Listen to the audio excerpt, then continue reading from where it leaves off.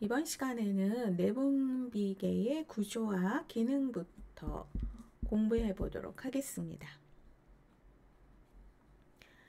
내분비계 엔도크린 시스템은 다른 조직을 자극하는 화학물질인 호르몬을 직접 directly 혈액 내로 blood stream 안으로 분비하는 조직의 집합체예요. 좀 특이하죠. 미세한 소포가 모여진 분비세포고 덕트, 관이 없어요. 관이 없지만 혈관이 풍부하게 분포되어 있고 분비된 호르몬은 혈류로 들어가서 인체의 모든 부위로 보내지고 특별히 어떤 표적세포에 영향을 미칩니다. 이 샘은 외분비샘, 엑소크린 글랜드, 내분비샘, 엔도크린 글랜드로 나뉩니다. 그러면 엑소크린, 외분비샘은 관을 따라 신체 내부와 피부까지 분비물을 운반하죠. 그러니까 외분비샘은 덕트가 있다라는 거예요. 그러면 침샘, 기름샘, 땀샘, 간, 위장, 췌장, 전립샘, 젖샘 및 눈물샘이 여기에 해당합니다. 근데 반대로 엔도크린, 내분비샘은 뇌하수체, 갑상샘, 부갑상샘, 부신, 췌장의 랑게르한스섬, 난소와 고환의 생식샘이 여기에 포함이 됩니다. 호르몬이라고 하는 것은 에너지를 생성해줘요. 또 음식을 대사하죠. 수분과 전해질의 어떤 밸런스, 균형을 이룹니다. 또한 신체적, 지적, 성장, 발달을 도우면서 이러한 생산 과정을 조절하고 신체의 전반적인 기능을 통합하고 조절하는 작용을 합니다. 내분비계의 일반적인 기능을 보면 태아 발달 중 생식기계, 중추신경계의 분화, 청소년기와 성년기의 성장 발달, 2차 성징을 나타내도록 남성과 여성 생식기계의 조정, 일생 동안 최적의 내적 환경을 유지하고 응급 상황이 요구될 때 적응 반응과 교정 반응을 시작을 해줍니다. 그래서 이 내분비선은 상호 의존적이에요. 특정 샘의 호르몬 분비는 다른 샘의 호르몬 분비에 영향을 미친다라는 것. 이건 무슨 얘기냐면은 각자 혼자 도생이 아니라 상호 의존적이어서 이쪽 샘의 호르몬 분비가 나오면은 다른 샘의 호르몬 분비를 막거나 아니면은 더 향상시키거나 이렇게 영향을 미칠 수 있다라는 거죠. 신경계도 내분비 조절 기능을 합니다. 내분비계와 신경계의 통합은 신체의 호메스테오시스, 항상성 유지에 필수적입니다. 그래서 이 두 계통이 전신으로 이동되는 화학물질인 호르몬을 릴리징, 유리하고 합성하는 작용을 하는데 내분비샘에서 분비된 호르몬은 장기간 서서히 작용하죠. 근데 반면에 신경계에서 분비되는 호르몬은 단기간에 빠르게 작용을 합니다. 중추신경계와 자율신경계는 내분비샘의 호르몬 조절을 돕습니다.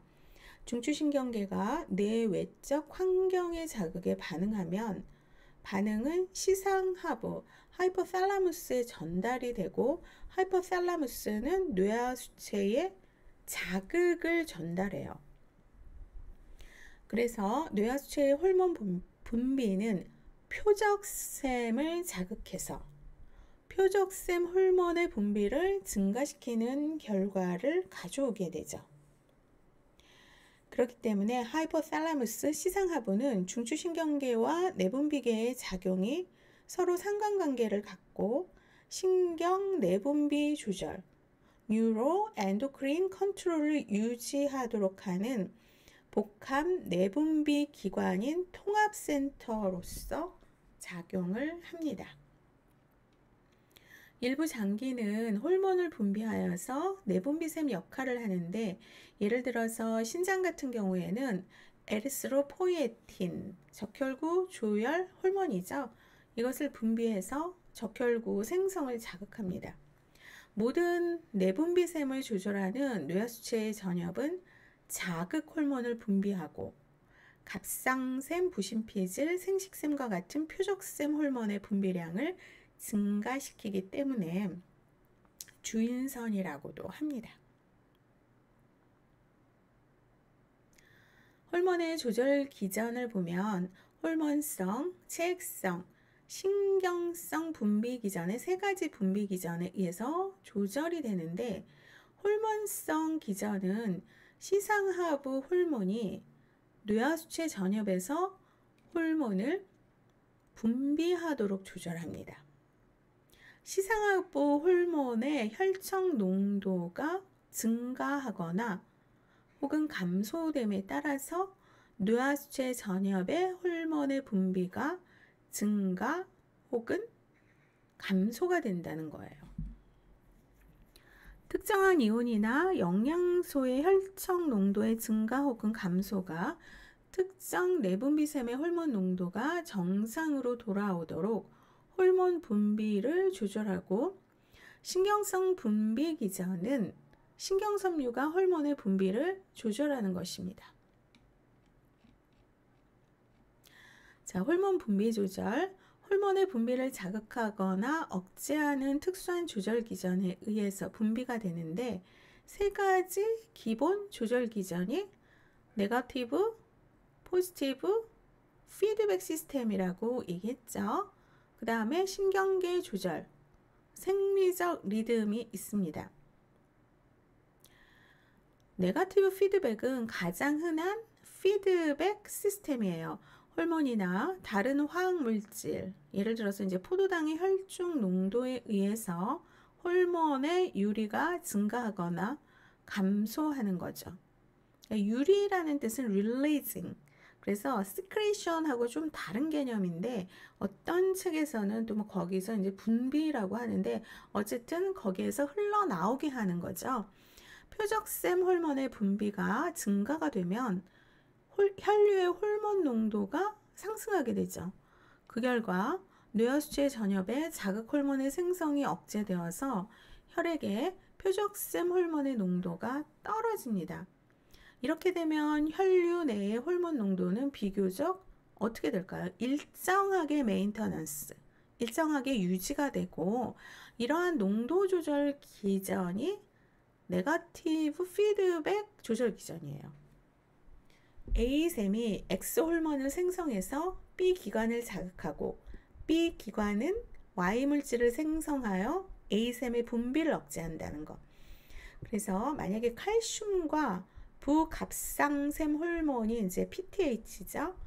칼슘과 PTH를 보면 혈중의 칼슘량이 저하가 되면 어떻게 될까요? PTH 분비가 증가가 돼요. 이 PTH는 뼈나 장, 콩팥에 작용해서 혈중 칼슘의 증가를 초래하는 호르몬이죠. 이후 칼슘이 증가되면 어떻게 될까요? PTH 분비가 감소하거나 멈춥니다. 이러한 방법으로 혈청 내 칼슘 양은 일정하게 유지가 되는 거죠. 포지티브 피드백 시스템은 증가된 호르몬 농도가 다른 샘의 호르몬을 방출시키고, 그것이 첫 번째 호르몬의 유리를 더 자극하는 체계, 그래서 월경주기 동안 여포에 의해서 방출된 에스트라디올 농도가 올라가면 뇌하수체 전엽에서 FSH, 여포자극 호르몬의 생산과 유리가 초래되는 것이 대표적인 것. 그러니까 네거티브 시스템하고 포지티브 시스템, 양성회환 분비 체계와 음성회환 분비 체계를 좀 그걸 구분을 해 두시는 게 좋습니다. 신경계는 일부 내분비샘에 직접적인 영향을 줍니다. 그래서 호르몬의 릴리즈를 조절하는데, 예를 들면 뭐 통증이나 공포, 스트레스 같은 자극이 중추신경계에 의해서 감지가 되면 교감신경계는 카테콜라민, 예를 들어서 이제 에피네프린을 분비해서 심장과 폐의 기능을 최대화해요. 그러면서 이제 스트레스에 효과적으로 코핑, 대처할 수 있게 한다는 거죠. 가장 일반적인 생리적 리듬은 서카디안이라고 해서 24시간 일주기를 서카디안이라고 하는데, 이러한 그 서카디안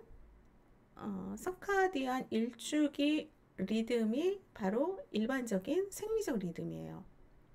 호르몬과 표적 조직의 반응이 하루 동안 예측 가능하게 이제 증감한다는 것이죠. 그래서 부신피질에서 생산되는 콜티졸의 분비량은 아침 6시에서 8시경 새벽에 가장 증가해요. 그래서 입원한 환자들이 특히 이제 수술을 앞두고 있는 사람들 같은 경우에는 우리가 샘플링을 할 때 이제 5시, 6시 전에는 일단 샘플링을 해야 되잖아요. 가장 높아요. 그러다가 오후가 될수록 감소하고 밤 12시경에 가장 낮고, 또 수면 중 다시 분비량이 늘어납니다. 그러다가 수면 말기와 다음날 아침이 되면 다시 최고조에 이르게 된다는 거죠. 성장 호르몬이나 갑상샘 자극 호르몬 TSH, 또 프롤락틴은 수면 중에 분비량이 최고조에 이르기 때문에, 그래서 키가 크려면 잠을 많이 자야 돼요. 생식기의 주기는 24시간보다 긴데 이제 월경 주기가 대표적인 예가 될 수가 있죠. 호르몬 분비는 한계 이상의 조절 기전에 의해서 조절될 수가 있습니다. 예를 들면 인슐린은 혈당이 증가되면 화학적 자극, 그러니까 혈당이 증가된다는 것은 화학적으로 자극이 된다는 거예요. 인슐린이 혈당이 증가되면은 어떻게 될까요? 분비가 되죠. 또한 자율신경계, 정기적 자극에서 인슐린을 분비하는 췌장세포를 직접 자극을 해요. 그러면서 인슐린이 이제 분비가 될 수 있다는 거죠. 그래서 내분비샘에서 분비되는 호르몬의 작용을 보면, 자, 뇌하수체 전엽에서 성장 호르몬, 갑상샘 자극 호르몬 TSH, 부신피질 자극 호르몬 ACTH, 생식샘 자극 호르몬 LH, FSH, 프롤락틴, 멜라닌 세포 자극 호르몬. 자, 기본 작용 봅시다. 성장 호르몬은 뼈 조직의 성장을 자극해요. 표적기관은 뼈 근육기관. TSH는 갑상샘 분비 활동을 자극합니다. 표적기관이 어딜까요?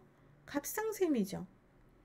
ACTH, 부신피질 자극 호르몬은 부신피질 분비 활동을 자극을 하고, 표적기관은 부신피질입니다. 생식샘 자극 호르몬은 1차, 2차 성기관의 성장, 성숙 및 기능에 영향을 주면 표적기관은 어디가 될까요? 난소와 고환이 되죠. 프롤락틴, 유즙을 분비시키고 유방 조직의 성장을 자극해요. 표적기관은 유방이 됩니다. 멜라닌 세포 자극 호르몬은 부신피질을 자극할 수 있고 색소 침착에 영향을 주죠. 그래서 표적기관은 피부가 됩니다. 자, 뇌하수체 후엽에서는 항이뇨 호르몬, 다른 말로 바소프레신이라고도 해요. ADH, 수분 재흡수의 증가로 소변 배설이 감소가 되고 수분 균형을 유지를 하는 호르몬. 표적기관은 키드니, 콩팥이 되는 거예요. 옥시토신을 다른 말로 이제 피토신이라고 하죠.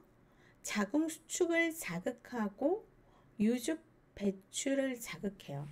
그러면 표적기관은 자궁과 유방이 되는 겁니다. 그 다음에 갑상샘, 티록신을 T4라고 해요. T3는 3요오드 타이로닌이에요.